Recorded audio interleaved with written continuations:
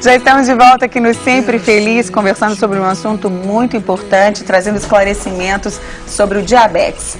Amanhã, dia 14 de novembro, é o Dia Mundial do Diabetes. E nós estamos recebendo hoje o endocrinologista Rodrigo Lamonier, que é doutor em endocrinologia pela Faculdade de Medicina da USP, a nutricionista Marcela Lobato, que é mestre em ciência de alimentos pela UFMG, e o educador físico William Valadares. Ele é especialista em exercício físico aplicado à reabilitação cardíaca e grupos especiais pela Universidade Gama Filho do Rio de Janeiro. Nosso papo tá tão bom, né? Tá no intervalo aqui, a gente estava batendo papo e eu queria que você falasse então no ar, né, doutor Rodrigo, aquele que você não terminou de falar aqui no intervalo porque não deu tempo. Eu estava comentando essa questão da prevenção, excluído alguns fatores de risco clássicos, por exemplo, o tabagismo, a capacidade aeróbica, né, que a gente pode medir, por exemplo, como a facilidade com que uma pessoa pode subir uma escada. A capacidade aeróbica é isoladamente o principal marcador de vida longa. Então, se você quer viver muito, suba uma escada. Se você sobe bem, bom sinal, né? Chegou lá em cima bufando, corre pro William. William, socorro. Eu ajudo. Socorro, eu vou ajudar. Isso realmente é muito importante, né? Até uma amiga minha semana passada falou assim, não estou podendo chamar você para ir lá em casa porque o elevador está com problema, moro no sexto andar, ela mudou agora. Falei, ótimo, você vai subir e descer. Ela falou assim, eu faço tudo que eu tenho que fazer na rua para voltar para casa uma vez só. E Márcia, o exercício, a academia é muito importante, a corrida, a caminhada é muito importante, mas o exercício não programado também é muito importante. Você sabe que é um estudo que eles observaram o efeito do telefone sem fio. Um telefone sem fio pode significar 3 quilos em um ano. Olha só, porque aquele Confins você fica parado ali, o Confins você vai fazendo as coisas, anda para lá e para cá. Não, e você tem que andar para atender e voltar para atender, então quer dizer, o exercício não programado, como por exemplo subir uma escada, ou ir a pé na padaria, não é? Ou eventualmente caiu alguma coisa no chão, né? Ao invés de tocar o sininho, vamos lá arrumar, não é? Então isso é muito importante se movimentar, né? É verdade. A gente está com uma vida muito, essa praticidade de todo mundo ter carro, de todo mundo ter moto, ela tem realmente contribuído, infelizmente, muito negativamente. As pessoas antes andavam mais a pé. O meu avô morreu com 98 anos e ele ia para a igreja, que eram 6, 7 quarteirões a pé todos os dias. Então ele gostava de andar a pé. Isso tudo é muito importante, né?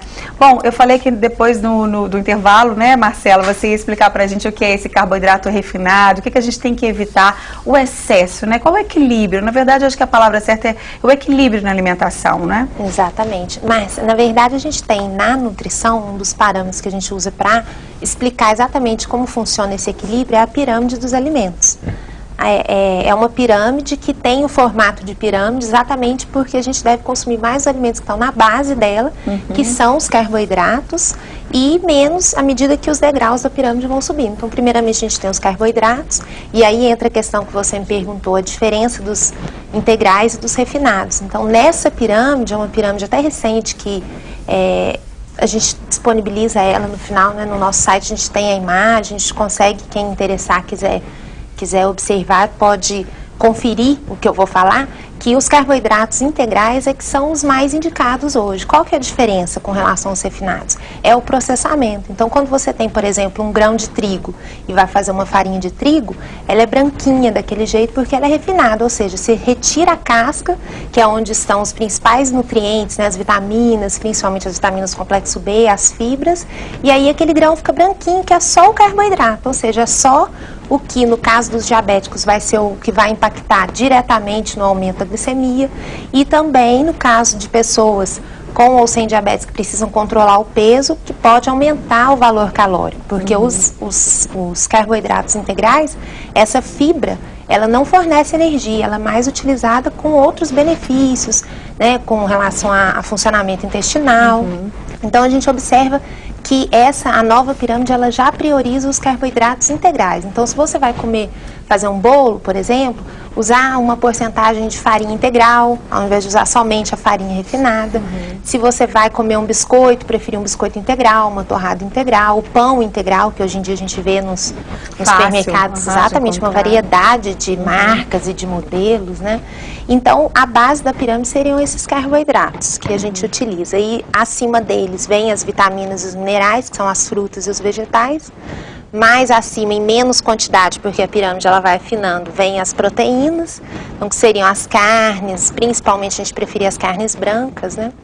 E também o ovo e os leites e derivados. E lá no alto da pirâmide, bem pouquinho, para a gente ter bastante moderação, os óleos, as gorduras e os açúcares, né? Na forma, principalmente dos refinados. É verdade. Bom, William, você trabalha com essas pessoas desse grupo, né, de reabilitação cardíaca. Muitas vezes a pessoa pode estar assistindo a gente e falar assim, vou começar a fazer, então, vou começar a fazer caminhada. Quais os cuidados que essas pessoas têm que tomar? Obviamente, sempre procurar o médico primeiro. Exatamente. E a indicação do médico, né, que vai fazer com que elas procurem também o profissional da área de educação física. O que é adequado para elas? Esse equilíbrio entre alimentação, obviamente, e atividade física e o ritmo, né? Começar de alguma forma, depois vai mudando. Com certeza. Acho que o primeiro passo, como você mesmo disse, é procurar um médico, né? O médico ele vai fazer a avaliação, vai ver qual o estado de saúde dessa pessoa e liberar essa pessoa para a prática do exercício físico ou não.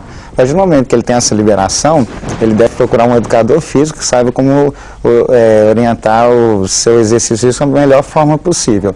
Mas sempre iniciar o exercício físico da forma mais simples, menos intensa e evoluindo aos poucos. Muitas vezes a pessoa fica anos parada, sem exercício físico, ela quer iniciar tudo de uma vez. Exatamente. Então ela quer perder peso de uma vez, ela quer melhorar seu condicionamento físico de uma vez e isso acaba terminando em lesões. Então, em especial o portador de diabetes, ele deve principalmente, antes do exercício físico, medir sua glicemia, antes, durante e depois, porque tem os níveis que são mais seguros. Se estiver com uma glicemia abaixo de 100, é ideal que ele faça injeção de 15 gramas de carboidrato para que aumente um pouco a glicemia e ele consiga fazer o exercício físico sem correr o risco de hipoglicemia, que é a baixa de glicose no sangue, né? Se tiver acima de 250,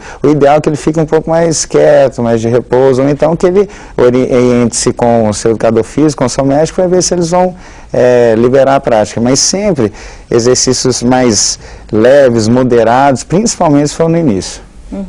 Tem que ter muito cuidado, né? É um grupo que tem que tomar muito cuidado com a alimentação adequada à atividade física, o que vai comer antes da atividade física, o que vai comer depois. Então tem que ter um acompanhamento dos profissionais, como essa equipe interdisciplinar que o Dr. Rodrigo disse. Mas importante também, Márcia, que a gente também não torne esse cuidado uma coisa excessiva que gere um preconceito. Exatamente. Mas um dos projetos importantes que nós temos aqui é um projeto de formação e fomento à prática esportiva nas pessoas com diabetes. Então nós temos atletas